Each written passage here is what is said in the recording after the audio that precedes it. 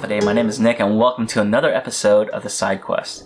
The background probably looks a little bit different. I'm actually back in the original room I started shooting this series in, the spare bedroom, and we are actually going to be moving back to Guam. We're going to be stationed there for a few years, and I'm super excited. I can't wait. But I still have a bunch of beer that I need to finish shooting, I guess.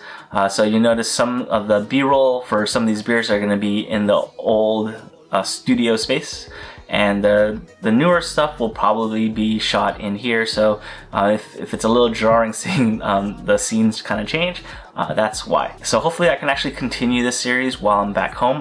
There is a lot of beer that's actually making it out there, so I'll probably be doing a lot more IPAs hopefully. But before we move though, I still have a bunch of beers to finish.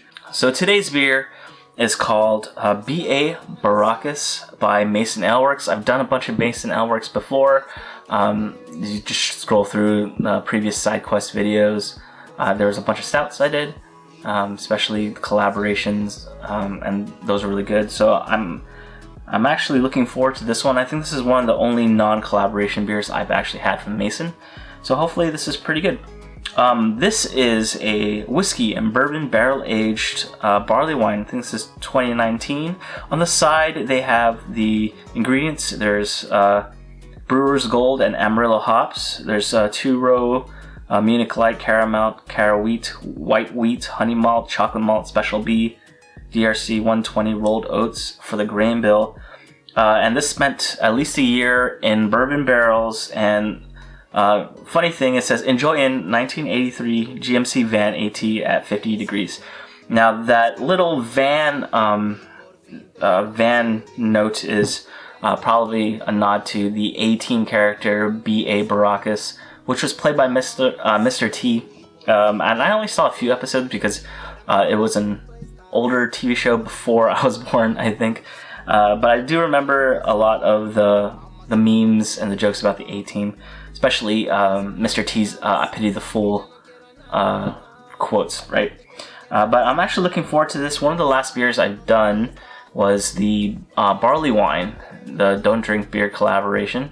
And I didn't really care for it at that point. It's an English barley wine.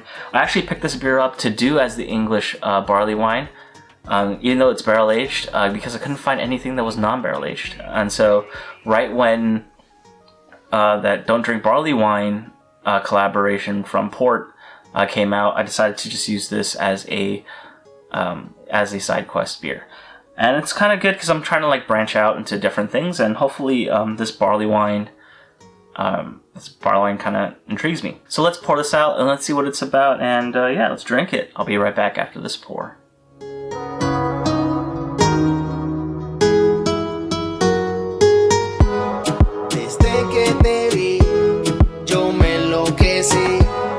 Buscaba aún así y por fin te conseguí. Desde que te vi, yo me enloquecí.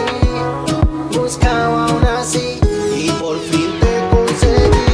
Y ahora en mi corazón tú estás y ya no quiero a nadie más. Contigo me quiero pasarla, mamacita, vámonos de fiesta.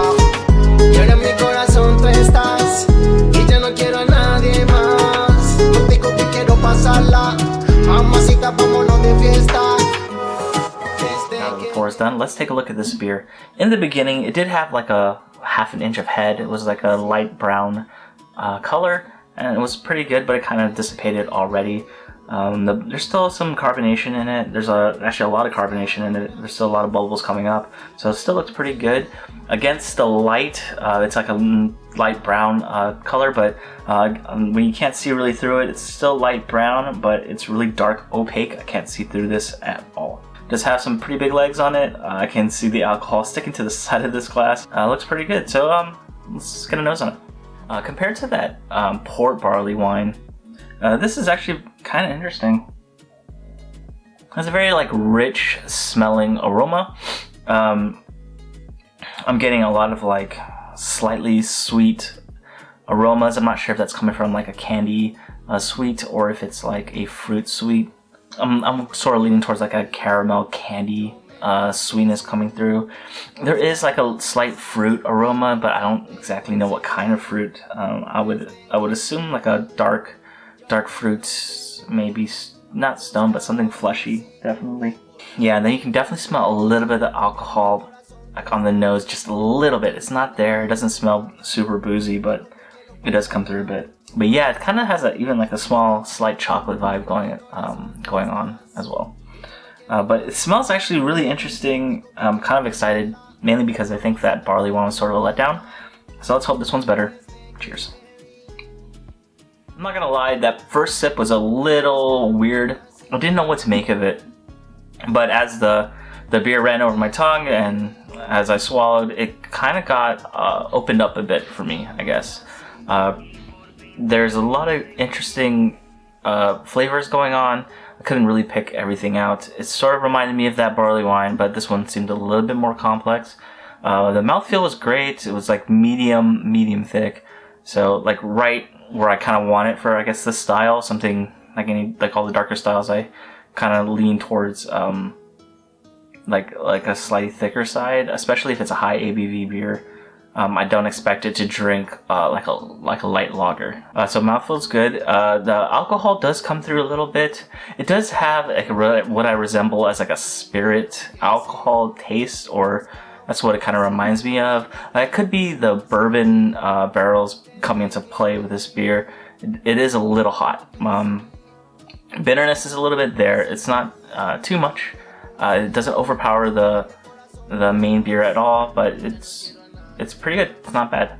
As far as the taste goes, I'm not too sure if I'm like kind of on the fence. To be honest, yesterday I had some pretty good stouts, and they were like exactly what I was looking for in those stouts. And so when I'm comparing styles and flavors and what I like, I noticed that some of these I'm not really into. So barley wines, although like it's a very popular style for some people, like this is just not turning out to be like a good style for me, I guess. Like I'm still gonna try some more, I'm still gonna drink some more, but as it stands, it's just not something that I'm enjoying at the moment. The same thing with like IPAs. Even though I buy IPAs, like I'm doing it just to get some reps in, to try it out, to see if my palate can develop a little bit more complexity and not just sticking to like pastry stouts. But so far, this barley wine is, although it's not something I would drink very often, it is something that can be enjoyed. Like I actually can enjoy this, taking it in sips, and I'll probably take like an hour to finish this whole can, because this is not a beer that you're gonna pound, which is good for me because it's at 14%. It's kind of big, so I'm not exactly in a hurry. But yeah, this is pretty good. I'm kind of happy with all the beers that I've had from Mason. So even though this is not a style I would regularly enjoy, like I'm happy that I got a can, and I can't wait to try more stuff from their Snailworks series, which is their like barrel aging program. That's gonna be it for me. Thank you very much for watching. If you liked the video, leave a like down below, subscribe if you haven't, and I'll see you on the next one. Cheers. I may not be a big fan of barley wines, but this is a pretty good beer. Buscaba una así, desde que te